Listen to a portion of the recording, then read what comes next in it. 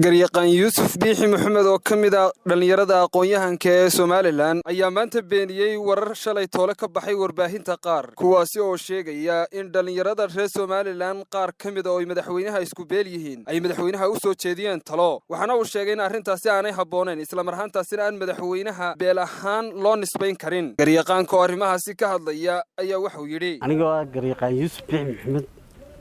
waxaan halkan ku beeninayaa qoraal xalay warbaahinta ka wada baxay oo liis magacayga ku jiray liiskaas oo tiro badnaa 22 qof qoraalka madaxweynaha tala bixinta loo jeedinayay muhiim bay ahayd in madaxweynaha tala la siiyo horena tala waanu siin jiray anugu oo soo jeedina waan sameyn jiray laakiin soo jeedimadee aniga iga yimi oo shakhsiyan garyaqaan ahaan wixii sharciya aan kala talin jiray madaxweynaha anigoon haybna ku hadli jirin qabiil ku hadli jirin waxaan aad uga xumay cidda sida qabiilaysan ama reeraysan madaxweynaha ugu diraysay baaqaa reeraysan badanaa waxaan ahaa nin qareena oo bulshada guud ahaan u hadla oon reer ku hadal waxaan aad uga xumay in la igu soo koobay waqooyiga Hargeysa iyo galbeedka Hargeysa sidaas daraadeed waxaan mar labaad halkan ku sheegayaa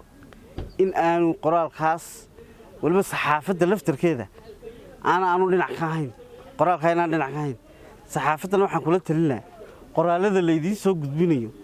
ha ahaadaan kuwa saxeexan oo qofku raali u ka yahay garyaqaanka oo telefishinka bulshada uu weydiiyay talooyinkii maalintii shalay ee dhalinyaradu u soo jeediyeen madaxweynaha bal sababta uu ku diidan yahay waxa uu kaga jawaabay waxaan dhibsaday horta anigu madaxweynaha beel uma haysto madaxweyne qaran baan u haystaa haddii madaxweynaha beel aan u haysto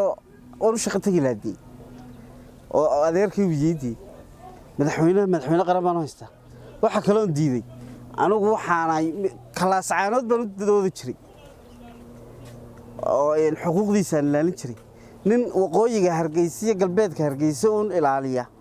ama la taliya miihide oo lagu soo koobo